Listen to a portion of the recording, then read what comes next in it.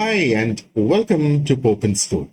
നമ്മൾ മറ്റൊരു നോട്ടിഫിക്കേഷനും അതിന്റെ ഡീറ്റെയിൽസ് നമുക്ക് ഡിസ്കസ് ചെയ്യാം. ഇത്തവണ ടീച്ചിങ് ആണ് പൊസിഷൻ. ഇപ്പം HSST higher secondary school teacher junior എന്നിവിടെ സ്പെസിഫിക്കലി കൊടുത്തിട്ടുണ്ട്. ആൻഡ് ജൂനിയർ എന്ന് പറഞ്ഞു കഴിഞ്ഞാൽ അതിന്റെ അർത്ഥം പാർട്ട് ടൈം പോസ്റ്റ് ആണ് ഇത് എന്നുള്ളതാണ്. അപ്പൊ പാർട്ട് ടൈം പോസ്റ്റ് ആണെങ്കിലും ഒരുപാടധികം ബെനിഫിറ്റ്സ് ഉള്ളതാണ്. ഒരു HSST ജൂനിയർ അല്ലെങ്കിൽ ഒരു പാർട്ട് ടൈം ടീച്ചറിനും എന്താ പറയേണ്ടത്, ആ ഒരു പ്രൊമോഷന് ഉള്ള അവസരങ്ങളുണ്ട്, അതിനുള്ള ഓപ്പർച്യൂണിറ്റീസ് ഉണ്ട്. എപ്പോഴൊക്കെ ആ ഒരു ഓപ്പർച്യൂണിറ്റി വരുന്നോ ആ ഒരു സമയത്ത് HSST സീനിയർ ആയിട്ട് ആ ഒരു പ്രൊമോഷൻ കിട്ടാം. സീനിയർ എന്ന് പറയുമ്പോഴത്തേക്ക് അതൊരു ഫുൾ ടൈം വേക്കൻസി ആണ്, അല്ലെങ്കിൽ ഒരു ഫുൾ ടൈം ഓപ്പർച്യൂണിറ്റി ആണ്. അത് ആ ഒരു പ്രൊമോഷന്റെ സമയമാകുമ്പോൾ, അല്ലെങ്കിൽ എന്താ പറയേണ്ടത്, പ്രൊമോഷൻ അല്ല, ആ ഒരു വേക്കൻസീസ് വരുന്ന സമയത്തും പ്രൊമോഷൻ നടക്കുമ്പോഴുമാണ് ആ ഒരു ഫുൾ ടൈം ആയി മാറാനായിട്ട് സാധിക്കുക. അപ്പൊ അത് മനസ്സിൽ വെച്ചുകൊണ്ട് നമ്മൾ ബാക്കിയുള്ള കാര്യങ്ങളിലേക്ക് നമുക്ക് കടക്കാം. ഇവിടെ സോഷ്യോളജി ആണ് സബ്ജക്ട്. 712/2025 ഡിസംബറിൽ വന്ന നോട്ടിഫിക്കേഷനാണ്. അപ്പൊ ഈ ഒരു നോട്ടിഫിക്കേഷന്റെ ഓവർവ്യൂ നമുക്ക് ക്വിക്ക് ആയിട്ട് ഒന്ന് നോക്കാം. ഇതിന്റെ ആപ്ലിക്കേഷൻ ഡീറ്റെയിൽസ് തന്നെ നമുക്ക് ആദ്യം നോക്കാം. ഫെബ്രുവരി 4 വരെ സമയമുണ്ട്. ഫെബ്രുവരി 4 ഒരു ബുധനാഴ്ചയാണ്. ആ ഒരു ഡേറ്റ് വരെ വെയിറ്റ് ചെയ്യേണ്ട. ഇതിപ്പം ജനുവരി 8 ആയിട്ടേ ഉള്ളൂ. ഒത്തിരി അധികം സമയമുണ്ട്. എത്രയും പെട്ടെന്ന് തന്നെ നമ്മൾ അപ്ലൈ ചെയ്ത് പ്രിപ്പറേഷൻ സ്റ്റാർട്ട് ചെയ്യുക എന്നുള്ളതാണ്. അറിയാമല്ലോ, ഓൺലൈൻ ആപ്ലിക്കേഷൻ തന്നെയാണ്.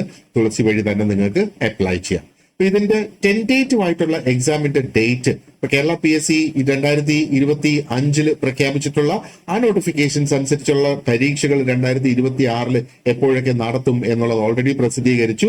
അതനുസരിച്ച് മെയ്, ജൂൺ അല്ലെങ്കിൽ ജൂലൈയിലായിരിക്കും ഇതിന്റെ എക്സാം നടക്കുക.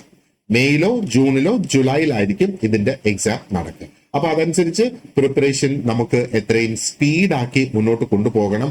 ഇതിന് സിലബസ് ഓൾറെഡി ഉണ്ട്, പ്രീവിയസ് ഇയർ ക്വസ്റ്റ്യൻസും ഒക്കെ ഓൾറെഡി ഉണ്ട്. ആൻഡ് ഇനി ജസ്റ്റ് പ്രിപ്പയർ ചെയ്ത് മുമ്പോട്ട് പോവുക എന്നുള്ളതാണ്. ഇനി നമുക്ക് വേക്കൻസിന്റെ കാര്യം നോക്കിയാലോ. ഇപ്പം വേക്കൻസി ആന്റിസിപ്പേറ്റഡ് ആണ്. വേക്കൻസി ഇപ്പം ഒരു സ്പെസിഫിക് വേക്കൻസി പറഞ്ഞിട്ടില്ല. അപ്പോൾ അത്യാവശ്യം വേക്കൻസി ഉണ്ടാകാനുള്ള ആ ഒരു സാധ്യതയുണ്ട്. റാങ്ക് ലിസ്റ്റിന്റെ കാലാവധി എന്താ പറയേണ്ടത്, നോർമലി PSCയുടെ കാലാവധി പോലെ തന്നെയാണ്. മിനിമം 1 ഇയർ, മാക്സിമം 3 വർഷം വരെ പോകാം. ആൻഡ് ഇതിന് ഇടയിൽ വരുന്ന എല്ലാ വേക്കൻസിയും ഇതിൽ നിന്ന് തന്നെ അതിന്റെ അപ്പോയിന്റ്മെന്റ് നടത്തും. അത് സ്പെസിഫിക്കലി അത് പറഞ്ഞിട്ടുണ്ട് നമ്മുടെ നോട്ടിഫിക്കേഷനിൽ. എല്ലാ നോട്ടിഫിക്കേഷനിലും ഇത് സ്പെസിഫിക് ആയിട്ട് പറയണമെന്നില്ല, പക്ഷെ ഇതിൽ അത് വ്യക്തമായിട്ട് എടുത്ത് ഓൾറെഡി പറഞ്ഞിട്ടുണ്ട്. അപ്പൊ പുതിയ വേക്കൻസി വരുന്നതനുസരിച്ചും ഈ ഒരു ലിസ്റ്റിൽ നിന്ന് തന്നെയായിരിക്കും അടുത്ത ഒരു 3 വർഷം, 1 വർഷം മുതൽ 3 വർഷം വരെ. ഓക്കെ, അപ്പോ ഇതിനകത്ത് ഡിഫറെന്റ്ലി ഏബിൾഡ് കാൻഡിഡേറ്റ്സിന് ടോട്ടൽ 4% ഡിഫറെന്റ്ലി ഏബിൾഡ് ആയിട്ടുള്ള കാൻഡിഡേറ്റ്സിന് റിസർവ് ചെയ്തിരിക്കുകയാണ് എന്നുള്ളത്. ഇനി ഇതിന്റെ ഏജ് ലിമിറ്റ് നമ്മൾ നോക്കുകയാണെന്നുണ്ടെങ്കിൽ നോട്ടിഫിക്കേഷൻ അനുസരിച്ച് 20 മുതൽ 40 വയസ്സ് വരെയാണ് ഇതിന് അപ്ലൈ ചെയ്യാൻ കഴിയുന്ന ആ ഒരു ഏജ്. അപ്പൊ ആ ഒരു ഡേറ്റ് റേഞ്ച് നോക്കുകയാണെന്നുണ്ടെങ്കിൽ 2/1/1985 1/1/2005 ഇടയിൽ ജനിച്ചിട്ടുള്ള വ്യക്തികൾ. അപ്പൊ ഈ 2 ഡേറ്റ് ഉൾപ്പെടെ അതിന്റെ ഇടയിൽ ജനിച്ചിട്ടുള്ള വ്യക്തികൾക്കാണ് ഈ ഒരു നോട്ടിഫിക്കേഷൻ പ്രകാരം അപ്ലൈ ചെയ്യാനായിട്ട് സാധിക്കുക. അപ്പൊ ഈ ഒരു ജൂനിയർ പൊസിഷന്റെ സ്കെയിൽ ഓഫ് പേ എന്ന് പറയുന്നത് 45,600 മുതൽ തുടങ്ങി 95,600 ആ ഒരു റേഞ്ച് ആണ് കൊടുത്തിരിക്കുന്നത്. ഇനി കമ്മ്യൂണിറ്റി ബേസ്ഡ് റിലാക്സേഷൻ, അത് PSC റൂൾസ് അനുസരിച്ച് തന്നെ ആ ഒരു റിലാക്സേഷൻ അവിടെ ഉണ്ട് എന്നുള്ളത്. ഇനി ഒരു സ്പെഷ്യൽ നോട്ട് കൊടുത്തിട്ടുള്ളത്, ആ ഒരു സ്പെഷ്യൽ ഏജ് റിലാക്സേഷൻ ഇവിടെ കൊടുത്തിട്ടുള്ളത് അപ്പർ ഏജ് അപ് ടു 43 പറയുന്നുണ്ട്. അപ്പൊ ഇതിൽ ആരാണ് എലിജിബിൾ ആകുന്നത്? ക്വാളിഫൈഡ് ആയിട്ടുള്ള മിനിസ്റ്റീരിയൽ സ്റ്റാഫ് ആണെങ്കിൽ അവര് ഇതിന് എലിജിബിൾ ആണ്. അതായത് ഓൾറെഡി വർക്ക് ചെയ്യുന്നവർ ഗവൺമെന്റിൽ and working under HSST department. അപ്പൊ ആസ് ഓഫ് 1/1/2025 ജനുവരി 1, 2025 നിങ്ങൾ HSST ഡിപ്പാർട്ട്മെന്റിൽ ഓൾറെഡി വർക്ക് ചെയ്യുന്ന ഒരു വ്യക്തിയാണെങ്കിൽ 43 വയസ്സ് വരെ ഇതിലുള്ള ഇതിന് അപ്ലൈ ചെയ്യാം. അപ്പൊ 3 വർഷം ഇവിടെ എക്സ്ട്രാ ഒരു റിലാക്സേഷൻ ഉണ്ട് എന്നുള്ളത്. ഇനി ഇതിന്റെ ക്വാളിഫിക്കേഷൻ നമ്മൾ നോക്കുകയാണെന്നുണ്ടെങ്കിൽ ഇത് 3ഉം എസെൻഷ്യൽ ആയിട്ടുള്ള ക്വാളിഫിക്കേഷൻ ആണ്. അതായത് മാസ്റ്റേഴ്സ് ഡിഗ്രി ആ റെലവെന്റ് സബ്ജക്റ്റിൽ HSST എപ്പോഴും അങ്ങനെയാണല്ലോ വരിക. B.Ed അവിടെ ഉണ്ടാകണം. അപ്പൊ B.Edന് ഒരു ഹയറാർക്കി കൊടുത്തിട്ടുണ്ട്, അത് നമുക്ക് ഡിസ്കസ് ചെയ്യാം. ആൻഡ് സെറ്റ് ക്വാളിഫൈഡ് ആയിരിക്കണം. അപ്പൊ ഇത് 3ഉം റിക്വയർഡ് ആയിട്ടുള്ള സംഗതികളാണ് ഈ HSSTയെ സംബന്ധിച്ചിടത്തോളം. ഇനി മാസ്റ്റേഴ്സ് ഡിഗ്രി നമ്മൾ നോക്കുകയാണെങ്കിൽ ഇവിടെ ഇത് MA ഇൻ സോഷ്യോളജി ആയിരിക്കണം. മിനിമം 50% മാർക്ക് നേടിയിട്ടുള്ള വ്യക്തികൾക്കാണ് ഇത് അപ്ലൈ ചെയ്യാനായിട്ട് സാധിക്കുക. അപ്പോ എന്താ പറയേണ്ടത്, കേരളത്തിലെ ഏതെങ്കിലും ഒരു യൂണിവേഴ്സിറ്റിയിൽ നിന്നോ അല്ലെങ്കിൽ ഒരു ഇക്വലന്റ് ക്വാളിഫിക്കേഷൻ, അത് കേരളത്തിലെ ഒരു യൂണിവേഴ്സിറ്റി റെക്കഗ്നൈസ് ചെയ്തിട്ടുള്ള ഒരു ഇക്വലന്റ് ക്വാളിഫിക്കേഷൻ ആണ് നിങ്ങൾക്കുള്ളതെങ്കിൽ തീർച്ചയായിട്ടും ഇതിന് അപ്ലൈ ചെയ്യാം. ഇനി ഒരു 5% റിലാക്സേഷൻ ഉണ്ട് SC/ST അല്ലെങ്കിൽ ഡിഫറെന്റ്ലി ഏബിൾഡ് ആയിട്ടുള്ള കാൻഡിഡേറ്റ്സ് ആണെങ്കിൽ. അതായത് അതിന്റെ അർത്ഥം അവർക്ക് ബാക്കി MA സോഷ്യോളജി ഉണ്ടാകണം, പക്ഷെ 45% മാർക്ക് നേടിയാൽ മതി എന്നുള്ളതാണ്. 50 പകരം 45 മതി. അതാണ് ഈ ഒരു മാർക്ക് റിലാക്സേഷൻ ഇവിടെ കാണുന്നത്. ഇനി നമ്മൾ ആ ഒരു BEdന്റെ ക്വാളിഫിക്കേഷൻ നോക്കുകയാണെന്നുണ്ടെങ്കിൽ ഇവിടെ കൊടുത്തിരിക്കുന്ന in the order of acceptance, അതായത് ആദ്യം അവർ പ്രിഫർ ചെയ്യുന്നത് BEd ഇൻ സോഷ്യോളജി ഉള്ള കാൻഡിഡേറ്റ്സിനെയാണ് ഫസ്റ്റ് പ്രിഫറൻസ് കൊടുക്കുക. ഇപ്പം സോഷ്യോളജിയിൽ BEd ഇല്ലാത്ത കാൻഡിഡേറ്റ്സ് ഉണ്ടെങ്കിൽ BEd ഇൻ കൺസേൺഡ് ഫാക്കൽറ്റി എന്നാണ് കൊടുത്തിരിക്കുന്നത്. അപ്പോൾ എന്താണ് ഈ BEd ഇൻ കൺസേൺഡ് ഫാക്കൽറ്റി എന്ന് പറയുന്നത്? നോക്ക്, BEd ഇൻ സോഷ്യോളജി ഉള്ളവര് എന്തായിരുന്നാലും ഉണ്ടാകും. അപ്പൊ ഈ സോഷ്യോളജിയിൽ BEd ഉള്ളവർക്കാണ് ആദ്യത്തെ പ്രിഫറൻസ്. ഇപ്പൊ സോഷ്യോളജിയിൽ BEd ഉള്ളവർ ആരും ഇല്ല എങ്കിലാണ് ഈ BEd ഇൻ കൺസേൺഡ് ഫാക്കൽറ്റി എന്ന് പറഞ്ഞ് അങ്ങോട്ട് മുമ്പോട്ട് പോവുക. അപ്പോ എന്താ പറയേണ്ടത്, ഇത് സെക്കൻഡ് പ്രിഫറൻസ് ആണ് എന്നുള്ളത് ഓർക്കുക. ഈ ഒരു സാഹചര്യത്തിലേക്ക് പോകാനുള്ള ചാൻസ് വളരെ കുറവാണ്. പക്ഷേ ഇവിടെ ഫാക്കൽറ്റി എന്ന് പറയുമ്പോഴത്തേക്ക് എന്താണ്, അപ്പൊ യൂണിവേഴ്സിറ്റിയുടെ ആ ഒരു കോണ്ടെക്സ്റ്റിൽ നമ്മൾ നോക്കുകയാണെന്നുണ്ടെങ്കിൽ ഫാക്കൽറ്റി എന്ന് പറയുമ്പോഴത്തേക്ക് അത് വളരെ ബ്രോഡ് ആയിട്ടുള്ള അക്കാഡമിക് ഡിവിഷൻസ് ആണ് അല്ലെ. അപ്പൊ ആ ഒരു ഡിവിഷന്റെ കീഴിൽ പല സബ്ജക്ട്സ് വരും, അല്ലെങ്കിൽ പല ഡിസിപ്ലിൻസ് അതിന്റെ കീഴിൽ വരും. ഇപ്പൊ നമ്മൾ സോഷ്യൽ സയൻസസിന്റെ കാര്യം നോക്കുകയാണെന്നുണ്ടെങ്കിൽ അതിനകത്ത് ഏതൊക്കെയായിരിക്കും സബ്ജക്ട്സ് വരിക? സോഷ്യോളജി വരും, ഹിസ്റ്ററി വരും, പൊളിറ്റിക്കൽ സയൻസ് വരും, അങ്ങനെയുള്ള സബ്ജക്ട്സ് അല്ലെ. ഇനി ഫാക്കൽറ്റി ഓഫ് സയൻസ് എന്ന് പറയുമ്പോൾ അതിൽ ഏതൊക്കെയാണ് വരിക? മാത്സ് അതിൽ വരും, സ്റ്റാറ്റിസ്റ്റിക്സ് അതിൽ വരും, ഫിസിക്സ് അതിൽ വരും. അപ്പോ ഇനി എഡ്യൂക്കേഷൻ, ഫാക്കൽറ്റി ഇൻ എഡ്യൂക്കേഷൻ എന്ന് പറയുമ്പോഴത്തേക്ക് എന്താണ്? എല്ലാത്തരം ടീച്ചിങ് ആൻഡ് പെഡഗോജി റിലേറ്റഡ് ആയിട്ടുള്ള സബ്ജക്ട്സ് എല്ലാം അതിനകത്ത് വരും. അപ്പൊ ഇവിടെ നമുക്ക് സോഷ്യോളജിയാണ് നമ്മുടെ പോസ്റ്റ് എന്ന് പറയുന്നത്. അപ്പൊ സോഷ്യോളജിയിൽ BEd ഉള്ള ഒരു കാൻഡിഡേറ്റും ഇല്ല എങ്കിൽ അടുത്ത ആ ഒരു ഓപ്ഷൻ അവിടെ വരുന്നത് ഏതാണ്? Someone with BEd in social sciences. ഉദാഹരണത്തിന് ഹിസ്റ്ററിയിലോ പൊളിറ്റിക്കൽ സയൻസിലോ അത് എല്ലാം ഇതിനകത്ത് ആപ്ലിക്കബിൾ ആയിട്ട് അന്നേരം വരും എന്നുള്ളതാണ് നമ്മൾ അതിനെ കൊണ്ട് മനസ്സിലാക്കേണ്ടത്. അപ്പൊ ഇത് ജസ്റ്റ് ആ ഒരു കൺസേൺ ഫാക്കൽറ്റി എന്ത് ആണ് എന്നുള്ളത് ഞാനൊന്ന് എക്സ്പ്ലെയിൻ ചെയ്തു എന്നുള്ളതേ ഉള്ളൂ.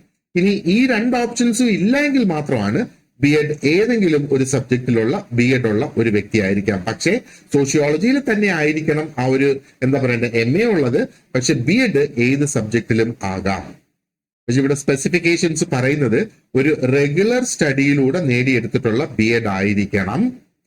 അത് എന്താ പറയണ്ടേ, കേരള യൂണിവേഴ്സിറ്റീസ് റെക്കഗ്നൈസ് ചെയ്തിട്ടുള്ളതായിരിക്കണം.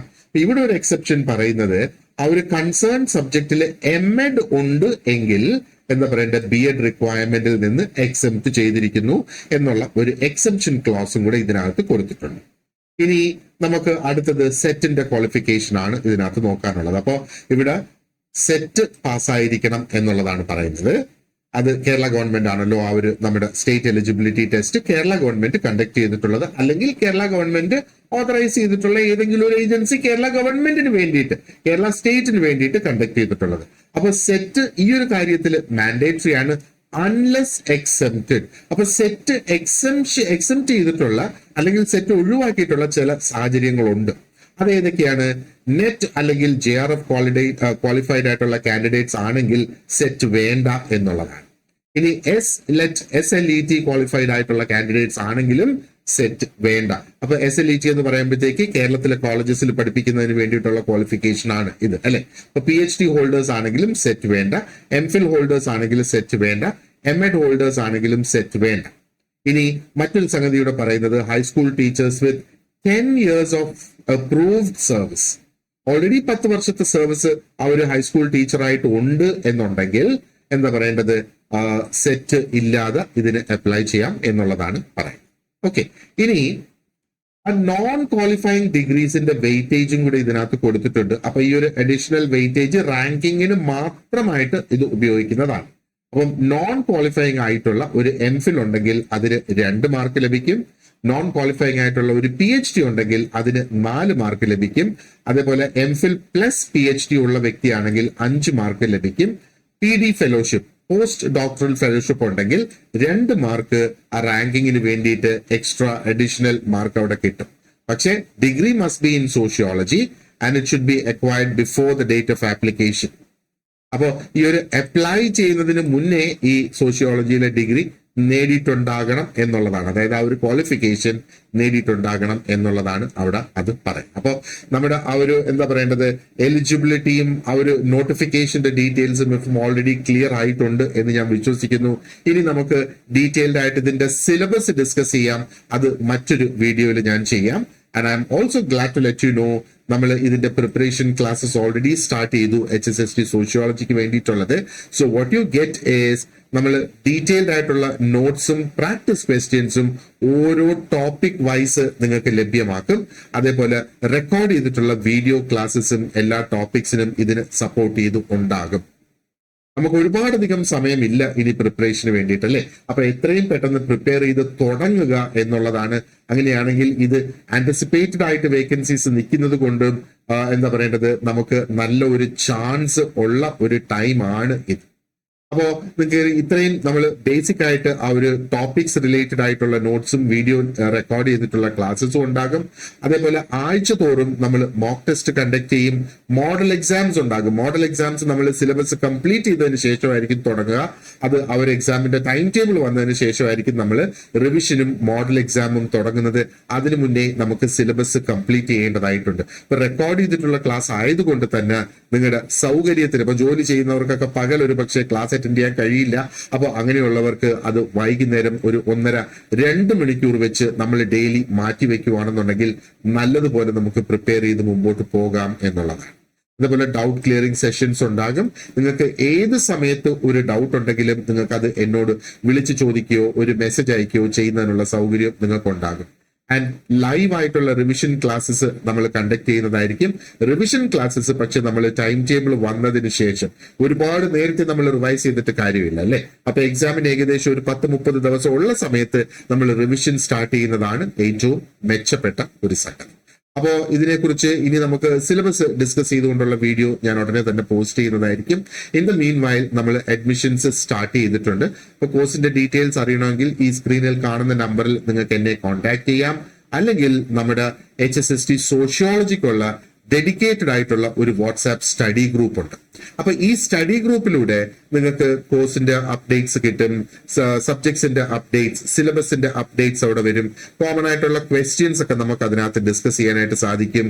അപ്പോൾ ഒത്തിരി അധികം കാര്യങ്ങൾ നിങ്ങൾക്ക് ആ ഒരു ഗ്രൂപ്പിൽ നിന്നാൽ you will be able to know more about എന്നുള്ളതാണ്. ഓക്കെ, അപ്പോ ഇതിന്റെ ജോയിൻ ചെയ്യുന്നതിനുള്ള ലിങ്ക് ഞാൻ ഈ വീഡിയോയുടെ ഡിസ്ക്രിപ്ഷൻ ബോക്സിൽ കൊടുത്തിട്ടുണ്ടാകും. So thank you very much for watching this video and you have an excellent day ahead. Wish you all the very best. See you in the next video.